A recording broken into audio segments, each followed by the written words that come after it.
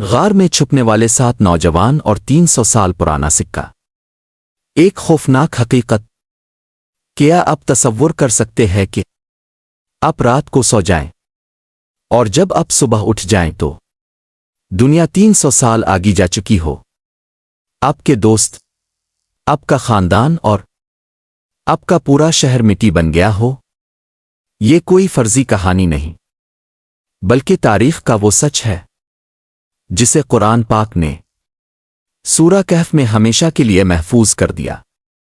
آج ہم آپ کو لے کر چلیں گے 309 سال پرانے اس حیرت انگیز سفر پر، جہاں چند نوجوانوں نے اپنے ایمان کے لیے ایک غار میں پناہ لی، لیکن وہاں ان کے ساتھ جو ہوا اس نے پوری انسانیت کے ہوش اڑا دیے۔ یہ قصہ حضرت عیسیٰ علیہ السلام کے صدیوں بعد کا ہے۔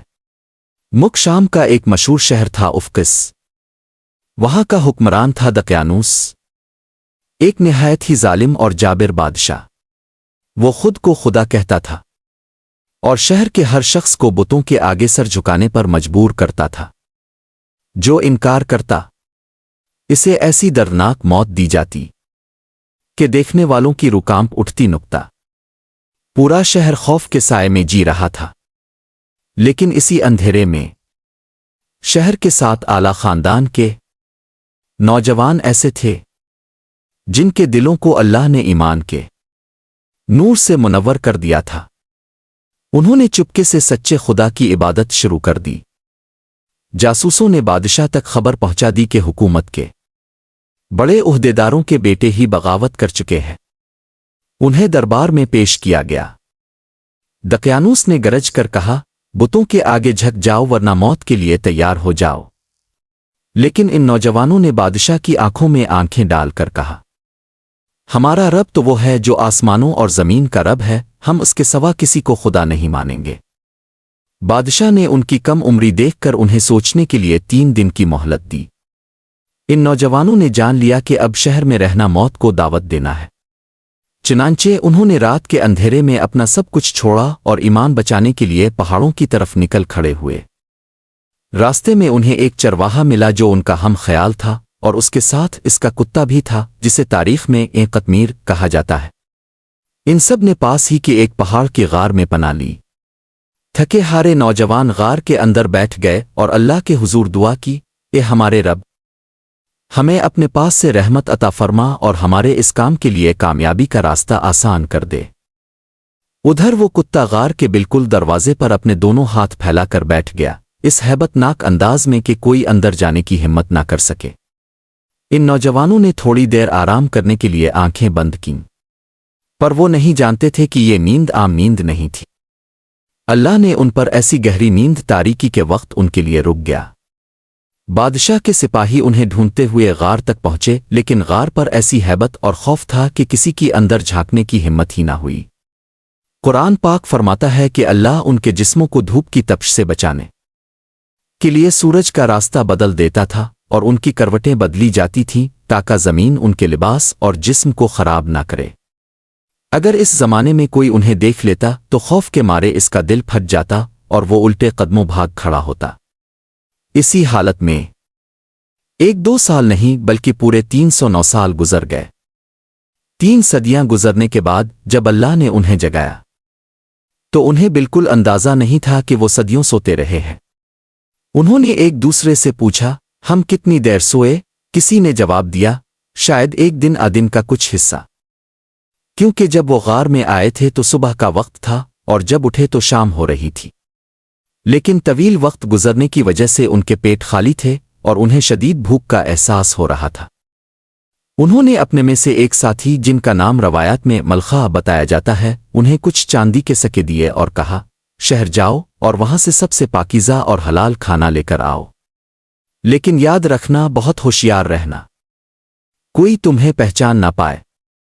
اگر بادشاہ دقیانوس کے سپاہیوں کو پتہ چل گیا تو وہ ہمیں سنسار کر دیں گے، دوبارہ بت پرستی پر مجبور کریں گے۔ ملخہ جیسے ہی غار سے نکل کر شہر کے قریب پہنچے، ان کے پاؤں تلے سے زمین نکل گئی۔ وہ شہر کا نقشہ دیکھ کر دنگ رہ گئے۔ راستے، بازار، لوگوں کے کپڑے، سب کچھ بدل چکا تھا۔ یہاں تک کہ شہر کے دروازے پر اب بت پرستی کا کوئی نشان نہیں تھا، بلکہ توحید کا پرچم لہرا رہا تھا۔ ملخہ ایک دکاندار کے پاس پہنچے اور کھانا خرید کر اسے چاندی کا سکہ دیا۔ دکاندار نے جیسے ہی وہ سکہ دیکھا، اس کی آنکھیں پھٹ گئیں۔ وہ سکہ 300 سال پرانے بادشاہ دقیانوس کے دور کا تھا۔ دکاندار کو لگا کہ اس نوجوان کو کوئی پرانا دفن شدہ خزانہ ملا ہے۔ دیکھتے ہی دیکھتے وہاں لوگوں کا ہجوم اکٹھا ہو گیا۔ ملخہ نے گھبرا کر کہا، میں کوئی چور اور خزانہ ڈھونڈنے والا نہیں ہوں۔ یہ میرا ہی سکہ ہے جو میں کل شہر سے لے کر گیا تھا۔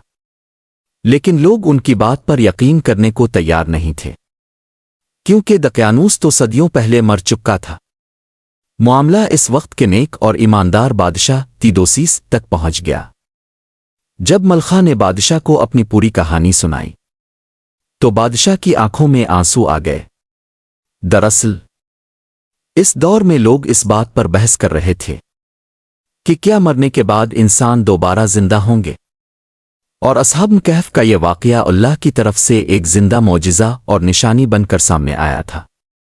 بادشاہ اپنی سلطنت کے بزرگوں اور عوام کے ساتھ ملخہ کے پیچھے پیچھے اس غار کی طرف روانہ ہوا، تاکہ اپنی آنکھوں سے اللہ کی اس نشانی کو دیکھ سکے۔